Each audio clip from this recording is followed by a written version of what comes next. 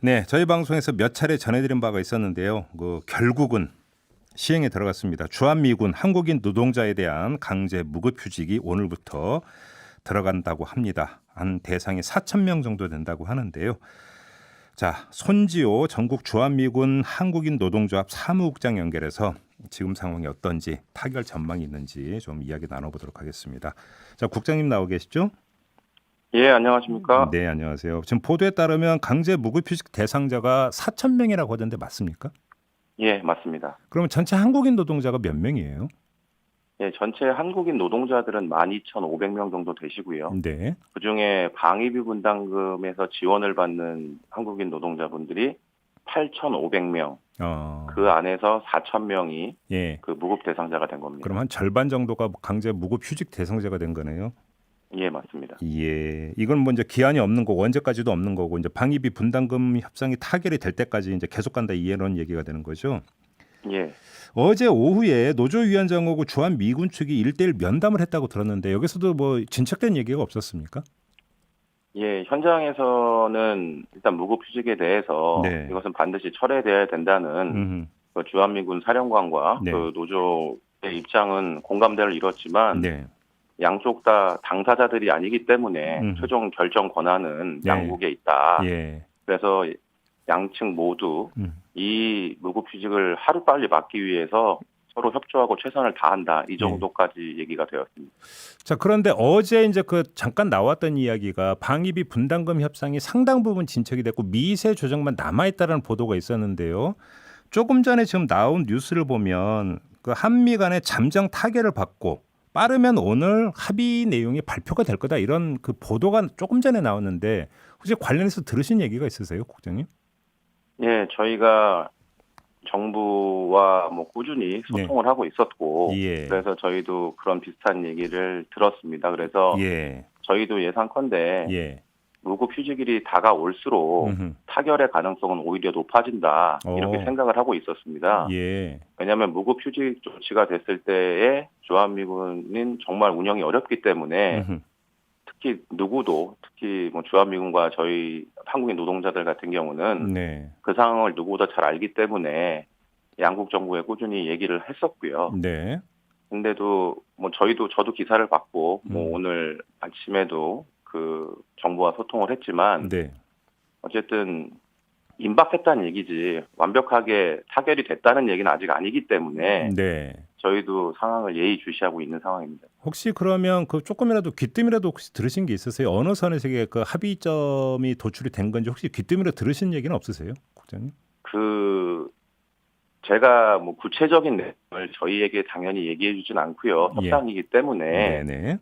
그러니까 제가 들었던 얘기는 어쨌든 원칙을 지키는 협상에 충실했고 또 우리 노동자들을 위해서 네.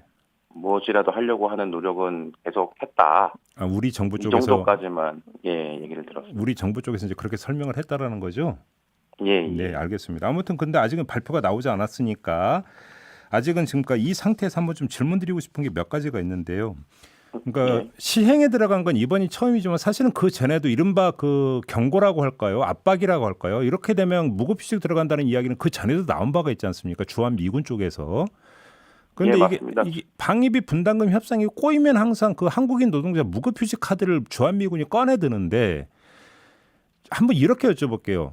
근데 만약에 지금 한국인 노동자가 강제 무급휴직에 들어가면 주한미군 운영은 어떻게 되는 겁니까? 협상 시마다 늘 저희 인건비가 이런 문제가 됩니다. 네. 그럼에도 불구하고 이런 일이 한 번도 일어나지 않았다는 것은 반대로 얘기를 하면 한국인 노동자들이 일을 하지 않는다면 주한미군 기능은 절대로 수행될 수 없음을 말을 하는 겁니다. 아, 예. 저희가 일을 하지 않으면 어떠한 주한미군의 기능, 가장 기본적인 기능인 전투준비 태세라든가 행정, 기지를 유지하는 기능 등 어떠한 기능도 수행될 수 없습니다. 아, 그래요. 자, 그런데 또 한 가지는 이 협상 과정에서 우리 정부가 주한미군 쪽에 이게 정 문제가 있으면 그럼 한국인 노동자 그 인건비 문제보다도 따로 떼어서 우선 타결을 보자라고 제안을 했는데 주한미군 쪽이 거절을 한 것으로 이렇게 보도가 되는데 맞습니까? 주한미군은 협상에 대해서 어떠한 것을 거절하거나 어떠한 것을 제안하거나 하는 역할이 없습니다. 그러니까 네. 미국 국무부였고요. 그 예. 모든 부분에 대한 결정 사항은. 예. 저희도 가장 안타깝게 생각했던 부분이고 주한미군도 저희랑 다르지 않을 거라고 생각을 합니다. 네. 인건비라도 해결하자고 하는 것은 기지를 정상적으로 운영을 하고 네. 한국인 노동자들의 생계를 책임지겠다고 하는 말이었는데 결과적으로 그렇게 되지 않았다고 하는 것은 기본적인 이 제도의 문제점이 있는 겁니다. 예. 어떤 문제점이 있다고 보세요? 그러니까 이렇게 강제로 무급휴직을 할 수 있다는 것은 국내 노동법에 따르면 불가능합니다. 네. 근데 노동법을 따르지 않고 또 협상 제도에서도 총액 협상 제도 안에서 항상 인건비를 볼모로 잡을 수밖에 없는 제도 때문이라고 생각을 합니다. 그래서 소파 노무조항에 네. 노동 3권을 지킬 수 있게 개정이 돼야 되고 예. 다시는 이런 일이 발생하지 않도록 예. 제도 개선이 반드시 이루어져야 합니다. 협상시마다 저희가 이런 고통을 수십 년간 느끼고 있는데 이제는 해방이 좀 돼야 될 때라고 생각을 합니다. 근데 지금 그 한국인 노동자 급여의 거의 상당 부분을 우리 정부가 대고 있잖아요. 그래서 드리는 질문인데요. 그냥 이 한국인 노동자에 대한 급여를 우리 정부가 직접 지급하면 안 되는 건가요? 지금 그 부분을 규정하고 있는 것도 예. 소파 노무조항입니다. 예. 소파 노무조항에 예. 고용주가 주한미군으로 되어 있습니다. 그래서 작년 기준 한국인 노동자들의 인건비 88%를 네. 방위비 분담금에서 사용하면서도 예. 이런 문제가 발생하는 것입니다. 이제는 예. 지금 진행자께서 말씀하신 것처럼 네. 전반적인 제도 개선, 특히 노동자들에 관한 부분은 분명히 제도 개선과 함께 개정이 이루어져야 한다고 저희가 주장을 하는 것입니다. 그러니까 이게 그러면 결국은 방위비 분담금 협정 자체에 대해서도 그러니까 큰 틀에서 좀 손을 봐야 된다는 얘기로 연결이 되는 거네요. 정리를 하면. 그렇죠. 방위비 분담금은 예. 더 이상 총액 협상 제도는 예. 항상 이렇게 뭐 5배로 올려달라, 6배로 올려달라라고 하는 문제가 있습니다. 네. 그 사용에 대해서도 투명성도 좀 확보하기 어렵고요. 네. 그래서 이제는 그 소요 충격형이라고 하는 네네. 방식으로의 전환이 분명히 이루어져야 됩니다. 그렇다면 이런 문제는 더 이상 일어나지 않고 네. 한국인 직원에 대한 고용제도도 주한미군이 직접 고용하는 것이냐 아니면 한국 정부가 고용하는 알겠습니다. 것이냐고 하는 고용제까지도 고민을 해야 되는 겁니다. 알겠습니다.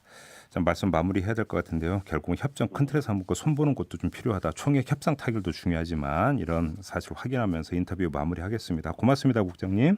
예, 고맙습니다. 네, 지금까지 전국 주한미군 한국인 노동조합 손지호 사무국장과 함께했습니다.